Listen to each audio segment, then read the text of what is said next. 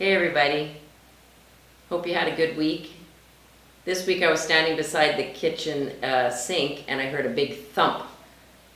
Didn't really know what it was, so I went to investigate, didn't see anything right away, but there in the grass was a huge iguana that had fallen from the tree. And Rick came out of his office and we both sat there watching him. He didn't move, he just had the stuffing knocked out of him. So he wasn't going anywhere. And so we got to watch him. Rick went and got his camera. It was all a very slow process. And just kind of reminded me how this whole COVID thing has been in my life.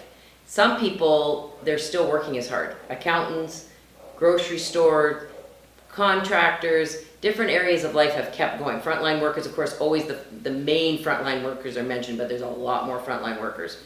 Parents that are now teaching their kids at home, this kind of thing. Some people's lives have gotten crazier, and some people's lives have just changed radically.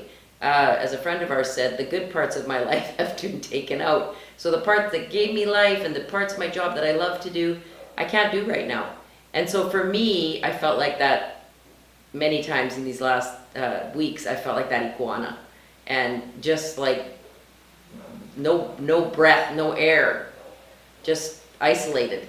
And so we watched the iguana, and then he slowly made his way up the tree, very purposefully, but at a much slower pace. And so I feel like that's what's been happening in my life. Everything's really slowed down. It's not the speed I like, but out of that, I've been frustrated.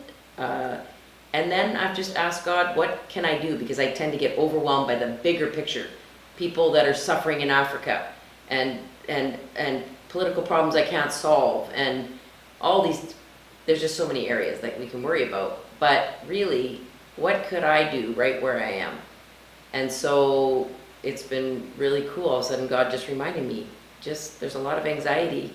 Use a manual prayer. So I've been able to offer it to my neighbor ladies. They've come, we keep social distance, we do all the rules, but in the meantime, they've connected with Jesus. I've connected with Jesus. We all leave lighter, more connected, less anxious, and it's just been a super encouraging breakthrough for me this week. And so maybe there's a step that God wants you to do that's doable. Not that isn't doable, but just something. And it's just makes the whole pandemic a lot more fun.